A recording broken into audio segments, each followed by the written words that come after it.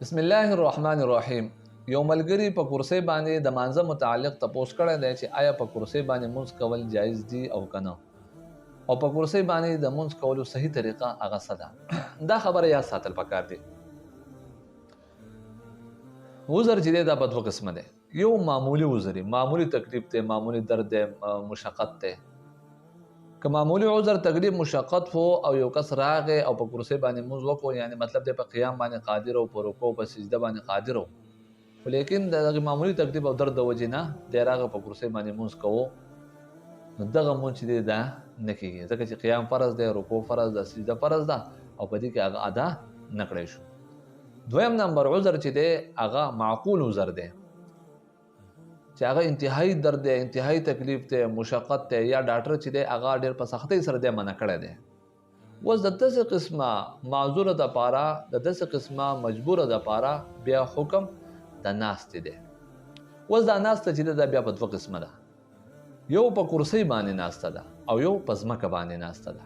نو دا خبره یاد ساتل پکار دی چې د ځمکې ناسته دا غوره ده او بهتره ده په نسبت باندې د کرسۍ د ناستې نه. د 1400 کالو نه دا رایج وه، دا یوه طریقه وه، دا یو عادت و چې چا د به تکلیف و عذر به په ناستې باندې به یې مونځ کوو. خو لیکن په نن سبا دور کې د دغه 20-25 سال تقریبا قابو کېږي چې دغه د کرسۍ دا رواج شروع شوی دی او په دې باندې د جواز هغه فتوا راغلې ده. نو هر سړی راځي او په کرسۍ باندې مونځ کوي، اگر چې جایز دي خو لیکن غیر اولا دي، غوره او بهتره نه دي.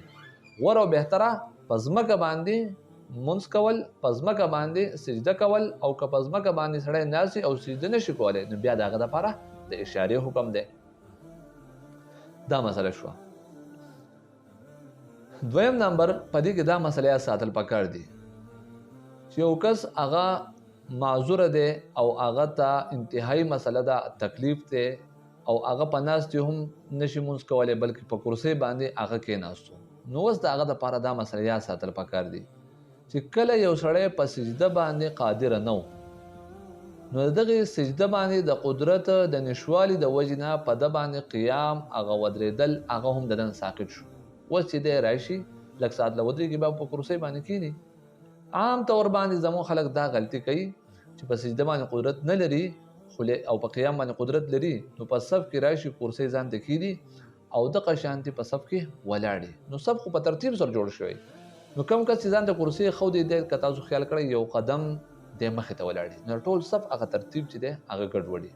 نو ده لپاره دا مسله یاد ساتل پکار دي چې کله سجده نشي کولی او دی د ده لپاره حکم د ناستې دی، نو لحاظه اوس په ده باندې قیام هغه هم نشته، پکار ده دی په صف کې په ترتیب سره کښېني. دویم نمبر پکې دا مسله ده چې کله موږ په کرسۍ باندې کښېناستو، نو که موږ سوچ کړی نو مخې ته د لرګي یوه تخته لګېدلې، بیا په هغې باندې لاس لګول او په هغې باندې سجده لګول دا هم بیا نشته، دغه هم د دغې څه اصل نشته، څه ثبوت نشته. په دې صورت کې د ده لپاره حکم دا دی چې دی په اشاره سره سجده وکړي، په اشاره سره رکوع وکړي، خو په دې دواړو کې به فرق راولي، د رکوع په اشاره کې او د سجدې په اشاره کې. یعنی د سجدې اشاره به زیاته ښکته په نسبت د رکوع د اشارې نه، او که دا دواړه یو شان دي نو بیا هم دا ټیک نه ده، بیا هم په دې سره مونځ نه کېږي. څلورم نمبر په دې کې د دې ادب خیال ساتل پکار دی چې د کرسو ترتیب چې دی دا د عام طور باندې اولنی صف زمونږ ډکېږي اکثر جوماتونه کې، نو چې دا کرسۍ چې دا سایډ ته دیوال طرف ته لګېدلي دپاره دی چې د صفونو دا ترتیب هغه برابري. نن سبا په هر جومات کې 15-16 کرسۍ چې دی هغه لګېدلي، یو رواج جوړ شوی دی، یو کرسۍ لګېدلي بیا 3-4 کسان ولاړ، بیا کرسۍ بیا 3-4 کسان، د صف هغه ټول ترتیب چې دی هغه ګډوډي. نو لہذا مهرباني دا کول پکار دي چې کرسۍ دا سیټ ته لګولی کېږي. دا یو څو اهم او لازمي او ضروري مسایلو. د دې نه علاوه که یو کس هغه په قیام باندې قدرت نه لري او په رکوع او په سجده باندې قدرت لري، نو د ده لپاره نفس قیام چې دی هغه په ده باندې فرض دی او لازم دی. لږ ساعت له به ودرېږي، څومره چې د وس او طاقت وي هغه به ودرېږي، بیا به کښېني، خپله رکوع او سجده به باقاعده طور هغه شانې ادا کوي کوم چې عام طور باندې ادا کوي.